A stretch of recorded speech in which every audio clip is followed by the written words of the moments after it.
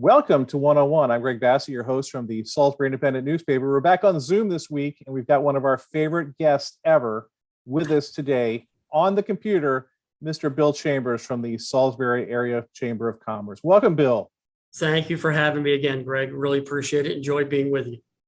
So this is the time of year when you are on the road a lot, going to Annapolis to fight for the local business community. So we wanted to get a sense of what's going on in Annapolis and what are you facing up there? What's the tone? What are the issues? What are the bills? Yes, this is that time of year, and it's also an election cycle. So that makes the General Assembly session even more interesting. Typically, in the past, election cycle General Assembly sessions are rather tame. The legislators, those who are up for re-election, want to be sure they get reelected, and introducing divisive pieces of legislation is usually not the intelligent or wise thing to do. But this is a different General Assembly, and this is a different era. And I think COVID changed some of that. I think a lot of the pandemic relief money from the federal government's changed some of that, and we'll talk about that. I mean, we submitted our 2022 legislative priorities and critical issues to our local delegation, as well as the Senate President and the Speaker of the House. Many of these cross far beyond lower shore interests, their state interests. But what happens in Garrett County legislatively could impact what we're doing over here, especially since we're in the tourism sector. One of the more divisive bills is another leave mandate. This one is, it sounds very innocuous. It's called the Paid Family and Medical Leave Insurance Program.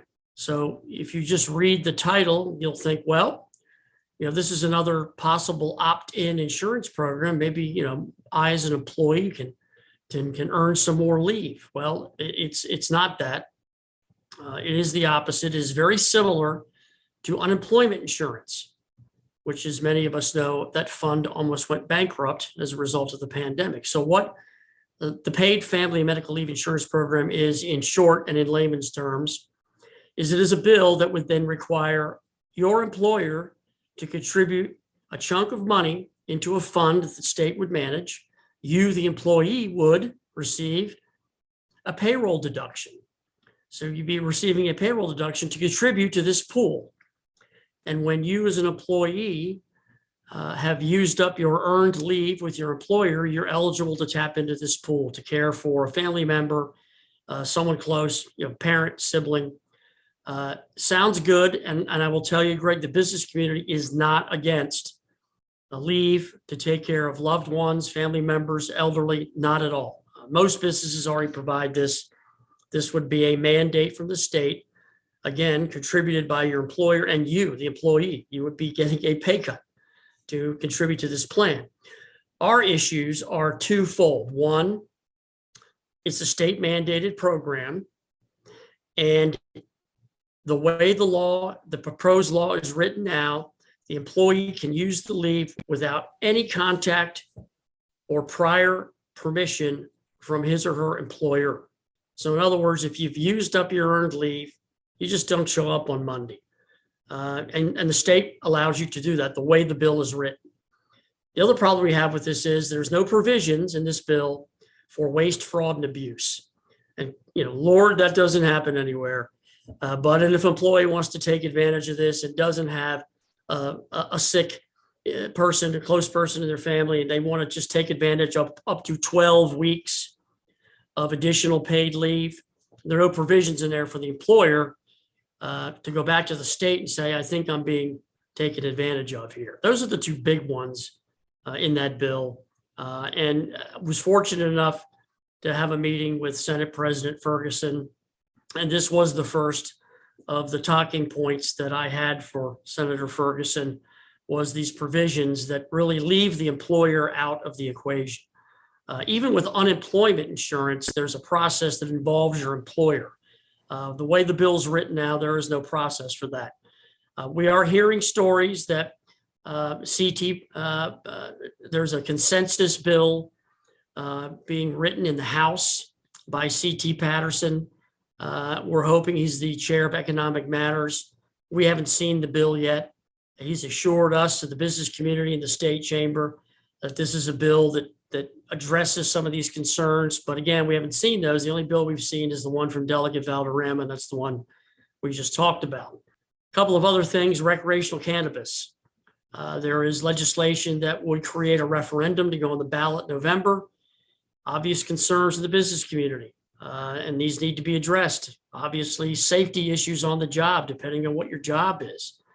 There are still federal issues that preclude the banking industry from doing business with the cannabis industry, and still not recognized as legal by federal law. So this would be recreational cannabis in the state.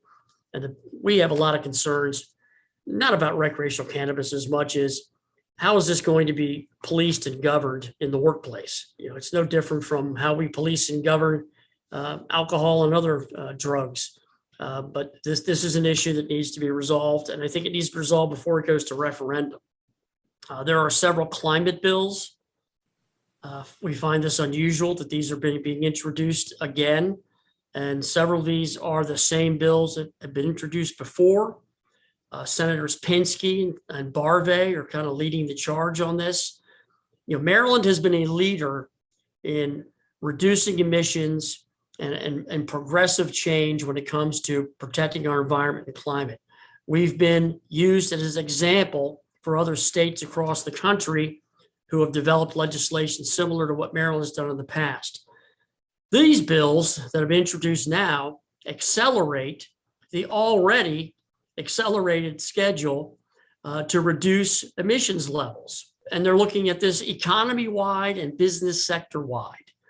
And this latest bill would reduce emissions levels to a net zero by 2050. Right now, that reduction is slated, as currently written, by about 25% to 50% by net 50. The way we have current legislation enacted, this accelerates that to net zero by 2050. It also would create a cabinet level climate czar. And the devil's in the details there, and that's not really explained in the proposed legislation.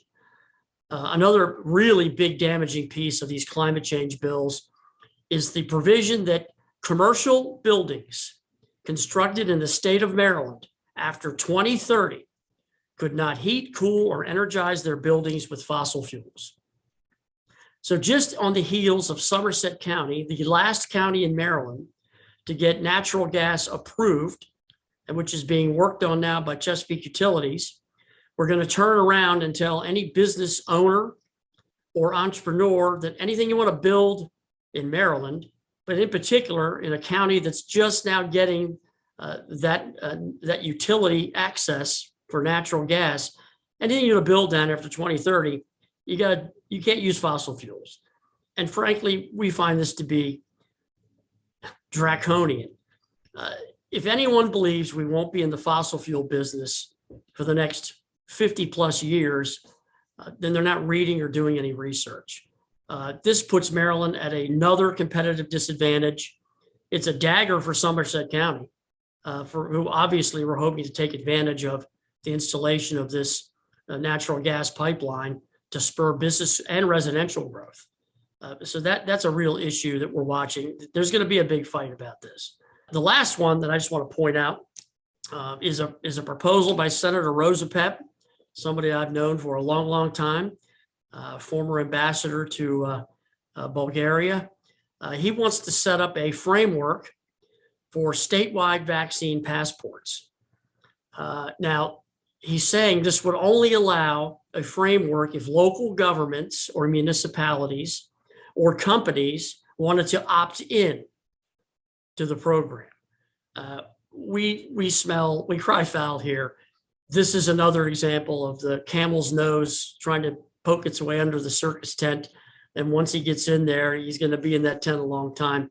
This opt-in for governments and private companies, to us, is kind of a code for, once we get this adopted on a statewide level, the next logical movement forward is just mandated. And that's something the business community would fight strongly against. The businesses have been very, very vigilant about employee vaccinations and testing to those employees who choose not to get vaccinated, and to mandate this and their customers as well, which right now is just the choice of the business, whether you have to show proof that you've been vaccinated. But to mandate this is something I know the business community is going to fight hard against. Right now, it's in the talking stages for Rosapep. But again, he's a ranking senator in the General Assembly. And given the climate up there right now, we're fearful this may have legs, especially as the variant continues. And, Lord knows, hopefully we don't get another variant that'll just add fuel to the fire for things like vaccine passports. So those are some of the top issues that we're working on now. There'll probably be some additional crazy ones. There's one that just came up yesterday from House of Delegates. It's a bill that would require every employer in Maryland to require a seat for their employee.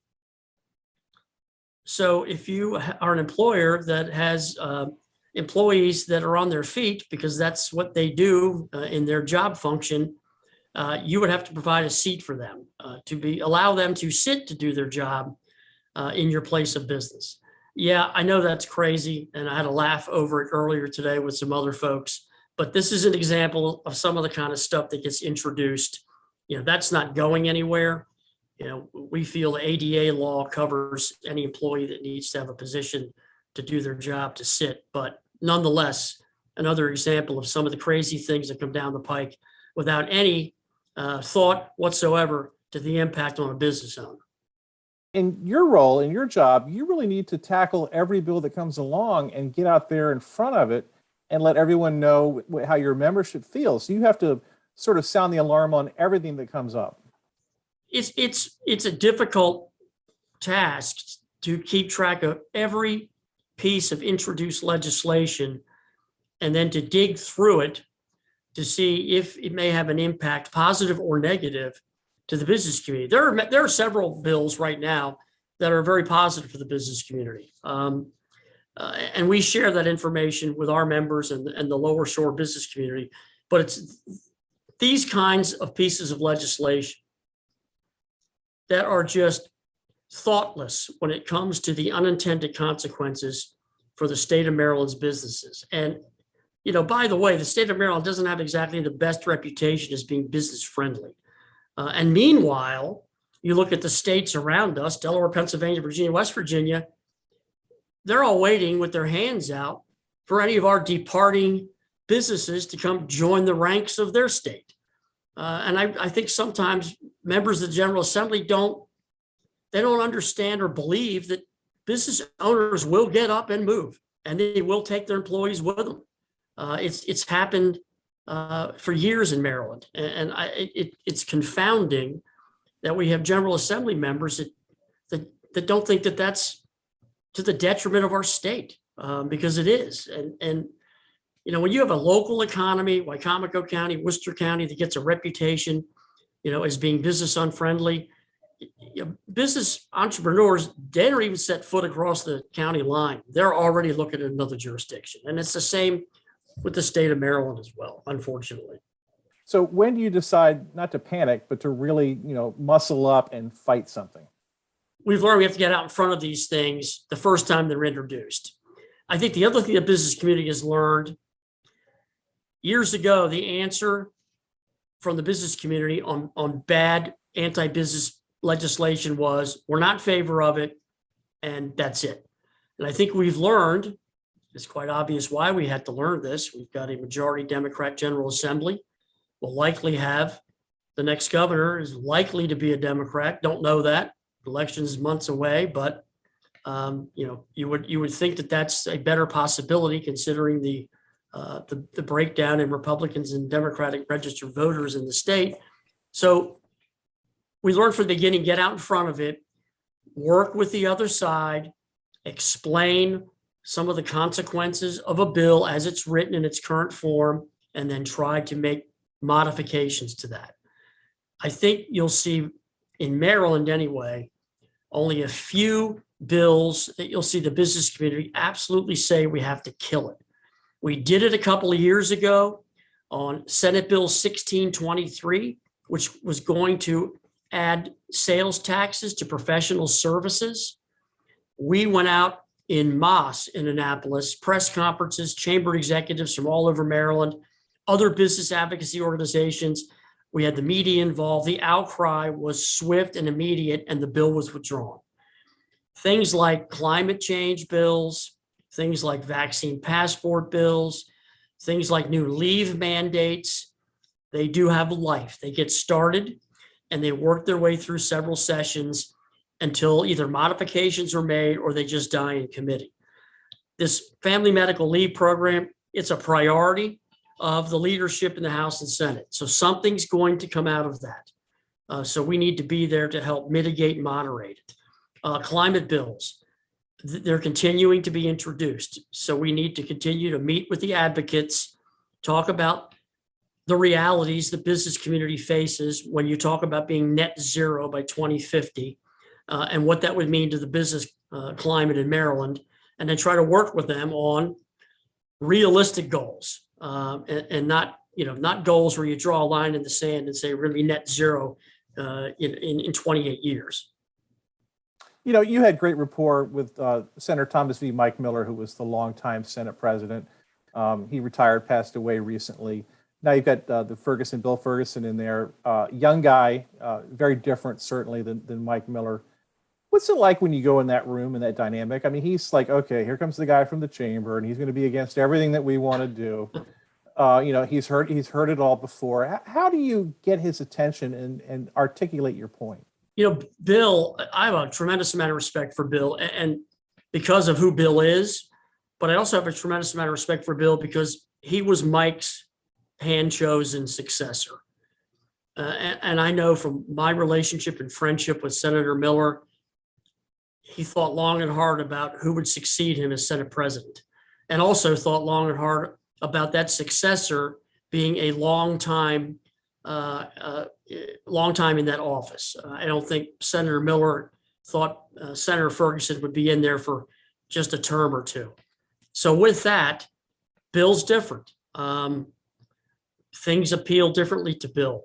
I know when I would go in and talk to Mike, about 10 seconds into my conversation about something I didn't think the business community was pleased with, he'd cut me off and say, "It's going to happen. So what's your next issue?" Bill is a listener. I think he's still getting he's still feeling his sea legs. He has a progressive wing in the Senate that he needs to be cognizant of. But there are a lot of conservative Democratic senators in Annapolis as well that do get it. Senator Feldman, who we met with, who's vice chair of Senate Finance, Senator Gazzone, chair of Budget and Taxation. These are moderate gentlemen. They listened to us when we talked to them the other day, and I think they heard us. And they know that some of these pieces of legislation are going to have to get tamped down. But the message has been clear. These are priorities for the leadership. I think they want to engage the business community.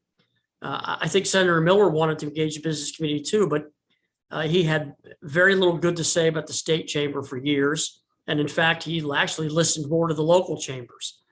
And I know when not the most recent state chamber president, she just came on board in October, but her predecessor, the day that she was hired, Senator Miller called me and said, "You need to call this lady and you need to tell her state chamber has no juice in Annapolis." And the first thing I said to that lady when I had a chance to talk to her was, "I don't know where your priorities are or who you want to meet with first, but I suggest you meet with Senator Miller first." And she did. And she helped change the dynamic of the state chamber. And now the state chamber has become a much better representative of the counties that it serves. So the state chamber was always accused of being Baltimore, Washington centric, because that's where the money was. But I think now we have a better presence. There are louder voices from communities like ours on the shore, and Frederick and Washington have very strong chamber executives, and they're not afraid to get their feet and hands dirty. So we've kind of forced ourselves into this position where the rural communities, our agricultural interests, the interests of the shore, as well as our friends in Western Maryland, are taken more seriously. because we're louder and more vocal about it. And we do come prepared with our arguments. We don't walk in the door as it was done years ago and just say, we're against this and that's it. I need you to help me understand something because I can't quite get a beat on this governor's race. Larry Hogan has to duck out now because of term limits. Peter Franchot, our comptroller, has announced that he's running. I guess he's the leader in terms of polling. I'm not sure who the Republican nominee is going to be. So can you kind of give me the lay of the land on this thing? Like, where are we headed in terms of the gubernatorial election? Well, look, I hope both parties have learned their lesson from 8 years of Larry Hogan. And the lesson that I would talk to them about if they were sitting with me right now is Maryland's a heck of a lot more conservative than you think it is. Number one. Number two, you can get elected from independents and crossover party folks from Western Maryland and the Eastern Shore. And you can change the dynamic of even conservative Democratic voters in the Baltimore, Washington Metroplex, because that's what Larry Hogan did. Larry Hogan's message was pro-business, a government that works for the people. And I know that's so cliche, but he did change the service element of state government. And I think both Republican and Democrat candidates for governor need to heed what happened the last 8 years. And I think they need to also take a look at what's happened in states like Virginia. I think they need to look at what's happened in Florida under Governor DeSantis's leadership, as well as Texas. These are, a lot of folks will say, well, these are all heavily red states. Well, not as heavy as you may think. And I think those governors have learned to govern down the center, recognizing that they have social interests that they need to be cognizant of, but at the same time, they have to protect their business communities. And I think that's what Larry Hogan's done the last 8 years. I don't think he has. I know he has. So I would hope all of the candidates from Kelly Schultz on the Republican side running for governor to our comptroller, Peter Franchot, and that long list of Democratic candidates, I hope that they'll heed this. I don't think you can go far left or far right in Maryland and have any chance of getting elected, even locally now.